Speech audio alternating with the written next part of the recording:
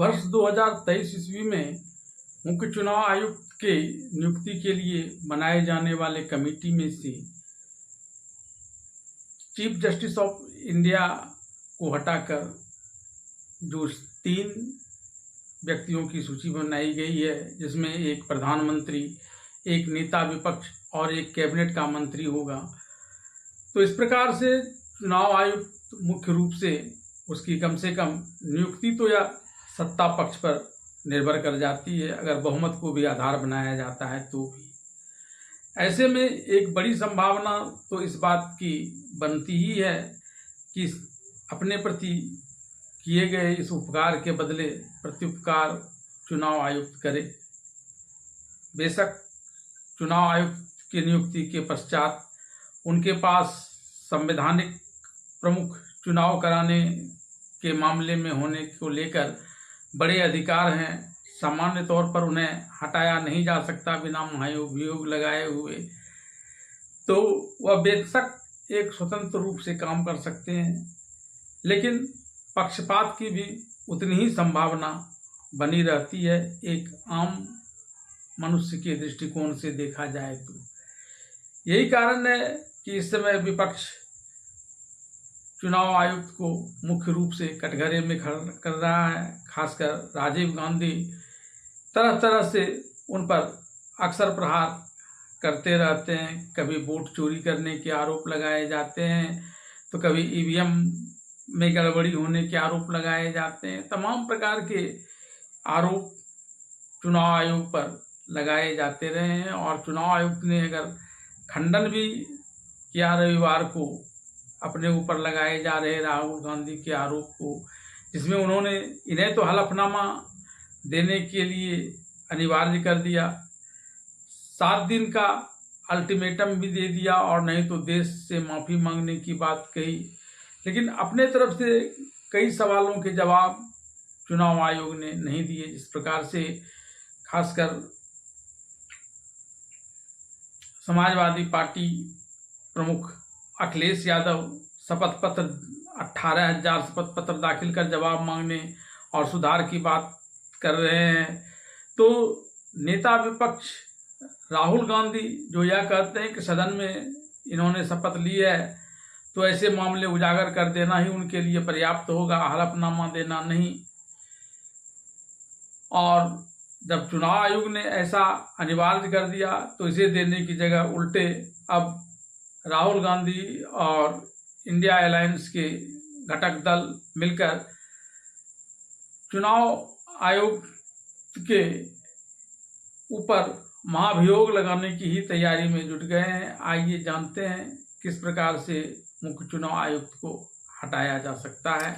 मुख्य चुनाव आयुक्त की संवैधानिक स्थिति की बात करें तो भारत में स्वतंत्र और निष्पक्ष चुनाव सुनिश्चित करने के लिए भारत के संविधान निर्माताओं ने भारत निर्वाचन आयोग की स्थापना की है, जो केंद्रीय स्तर पर चुनाव का संचालन करने के लिए अंतिम रूप से जिम्मेदार है। संवैधानिक रूप से बेहद ताकतवर इस संस्था के प्रमुख की भूमिका मुख्य निर्वाचन आयुक्त निभाते आ रहे हैं। संविधान में इस पद की स्वतंत्रता और सुरक्षा पर विशेष बल दिया गया है। भारतीय संविधान के अनुच्छेद 324 में यह स्पष्ट किया गया है कि राष्ट्रीय एवं राज्य स्तरीय चुनावों की देखरेख, निर्देशन और नियंत्रण भारत निर्वाचन आयोग के पास रहेगा। यह स्वायत्त संस्था के प्रमुख के रूप में मुख्य निर्वाचन आयुक्त और अन्य निर्वाचन आयुक्त की नियुक्ति का अधिकार भारत के राष्ट्रपति के पास है। अनुच्छेद 324(1) के तहत तय है कि चुनाव की समस्त जिम्मेदारी निर्वाचन आयोग की होगी। अनुच्छेद 324(2) कहता है कि मुख्य निर्वाचन आयुक्त और अन्य आयुक्तों की नियुक्ति भारत के राष्ट्रपति करेंगे। अनुच्छेद 324(5) कहता है कि मुख्य निर्वाचन आयुक्त को हटाने की प्रक्रिया न्यायाधीशों के समान होगी। इस तरह भारत के मुख्य निर्वाचन आयुक्त को भारतीय संविधान के मुताबिक पूर्ण सुरक्षा प्रदान किया गया है। सामान्य दशा में उन्हें हटाया नहीं जा सकता। मुख्य चुनाव आयुक्त को हटाने की प्रक्रिया की बात करें तो अनुच्छेद 324(5) और अनुच्छेद 324(4) में सुप्रीम कोर्ट के न्यायाधीश के हटाने की प्रक्रिया दर्ज है और यही नियम कानून मुख्य निर्वाचन आयुक्त पर भी लागू है। इस पद पर वे बैठे किसी भी व्यक्ति को हटाने की प्रक्रिया की बात करें तो मुख्य निर्वाचन आयुक्त को न्यायमूर्ति के समकक्ष सुरक्षा प्राप्त है, लेकिन अन्य निर्वाचन आयुक्तों को सीधे राष्ट्रपति हटा सकते हैं। हालांकि संविधान कहता है कि यदि राष्ट्रपति अन्य आयुक्तों को हटाना चाहते हैं तो मुख्य निर्वाचन आयुक्त से परामर्श लेना अनिवार्य होगा। यह व्यवस्था सुनिश्चित करती है कि मुख्य निर्वाचन आयुक्त की स्वतंत्र भूमिका बनी रहे। मुख्य निर्वाचन आयुक्त लोकतांत्रिक प्रक्रिया की नींव है। यदि सरकार चाहे तो उसकी मनमानी से चुनाव आयोग को दबाव में ला सकती है। यही कारण है कि संविधान ने उन्हें न्यायाधीश जैसी सुरक्षा दी ताकि वे स्वतंत्र तरीके से कार्य कर सकें। भारत के सर्वोच्च न्यायालय ने कई बार कहा है कि चुनाव आयोग लोकतंत्र की प्रहरणी संस्था है। SS धनोआ बनाम भारत संघ 1991 के केस में सुप्रीम कोर्ट ने साफ किया कि मुख्य निर्वाचन आयुक्त को हटाने में केवल संसद का विशेषाधिकार है, कार्यपालिका का नहीं।